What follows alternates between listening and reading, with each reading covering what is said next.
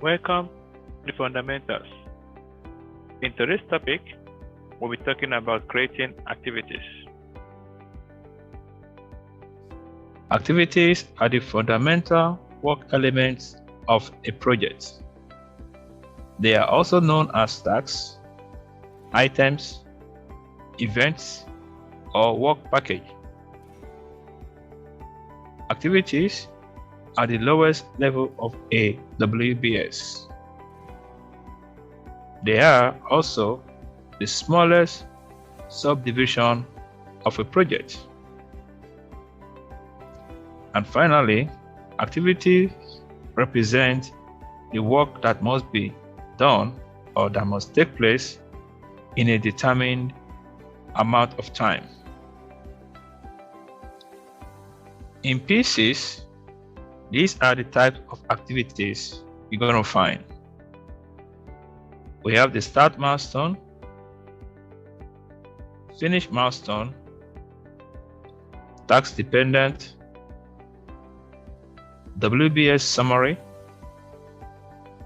level of effort, and resource dependent. At this point, we're going to start the demonstration and see how these activities are used in the project that we'll be building since the beginning of this series.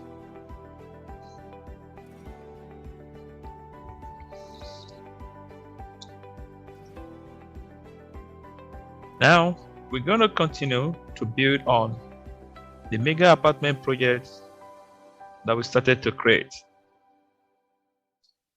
The last time we are able to add the WBSs and sub-WBSs were required.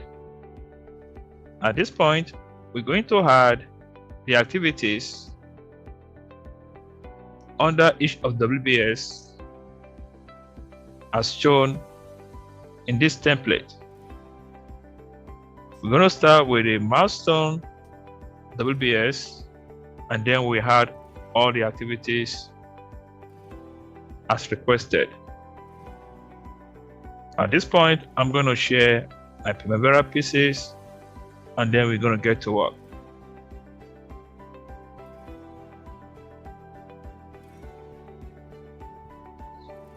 This is my Primavera pieces, and this is the project that we created that we're working on.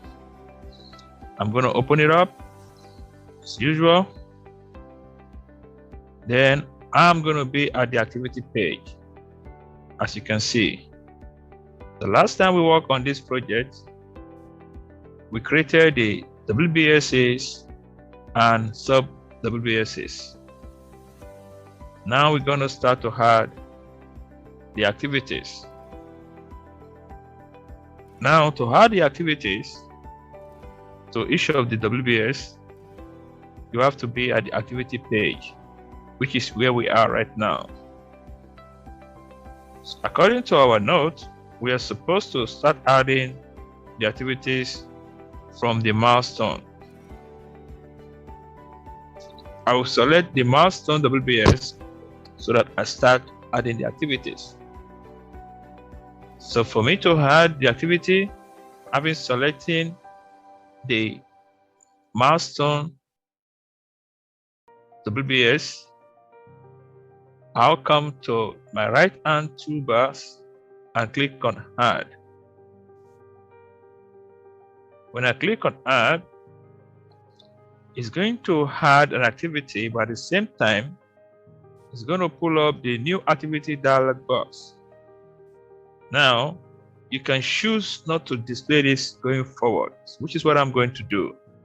So I'm going to click on do not show this wizard again, and it's going to give me a message on how to turn it back on if I need to in the future. So I'll click on OK, and then I'll click on finish. So now this is what I'm looking at. By default, Primavera is going to assign an activity ID, and it's starting with A1000. But if you look at our note and what we are told to do, we are giving a different activity ID. So we're going to start by changing that. We're going to type in the MS001 as our activity ID, and then we're going to type in the appropriate name. So if you look at the original duration, it's saying 0, and that is telling us that this activity is also a milestone. Okay, so when I click on my activity ID that I just added, now I will type in the appropriate activity ID, which is MS001, and over here I'm going to type the project name, which is activities name, which is project start.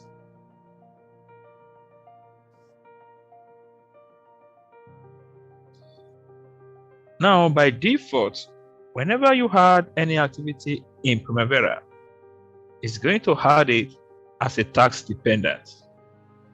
So for me to see that, I will go to my detail and click on the general tab. Then I will see under here where it says activity type is saying task dependent. But according to our note, it has a 0 duration. And that is one of the characteristics of a milestone activity. So I will come here to the drop-down arrow and pick the appropriate option. Now, because it's project start, which is also the first activity, I'm going to select the start milestone. And when I click on the start milestone, it's going to change the duration from 5 to 0, which we have just done. And then if I click on the Gantt chart, it's going to have a diamond symbol, which is also an indicator that it is indeed a milestone, just like we learned in class. So with that being said, if I pull up also, I'm going to see that it's only going to have just one date, which is one of the features of milestone activities in pieces. Now, the date that it has is going to be an indicator of what kind of milestone it is. If it's a start milestone, it's going to have a start date, and if it's a finish milestone, it's going to have just a finish date. So now that I've finished adding the first activity, I'll go ahead and add the second activity, which is kickoff meeting. And the kickoff meeting is simply next activity, and it has an ID of MS002, and it's also a milestone. So for the rest of the other activities in this milestone WBS, we're going to add them as finished milestones. So come back to my pieces, click on the add button. Now it's going to add the next activity for me, and by default it increases the activity ID by 10, but that's not what we are told. We are told that our activity ID is going to be MS002, and that's what I'm going to type, MS002. Now the activity name is kickoff meeting.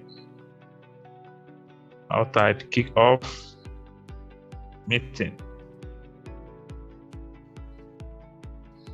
Again, by default, it's going to add it as task dependent.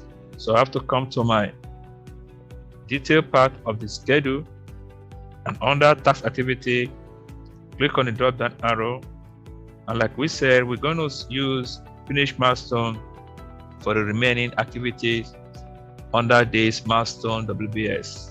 So I click on finish milestone, and with that, you will notice it has changed the duration from 5 to 0, and now it's having just only the finish date. That is because it is a finish milestone. So that is how you're going to have the remaining of this activity group in this milestone. Now, that will be your own work to do to complete the rest. But for now, I'm going to go ahead and add 2 activities from the next WBS, which is design and engineering. So I'm going to add design building and construction drawing. So design building is going to have an activity ID of A1000 and has a duration of 30 days. So I'm going to select design building, design and engineering WBS, and I will come over here and click on add. Now it's going to start again from A1000, and the A1000 happens to be the same A1000 activity ID that we were given. So I don't have to change that anymore. All I need to do at this point is type in design building and input in the 30 days duration. So I'll come to the activity name and type design building.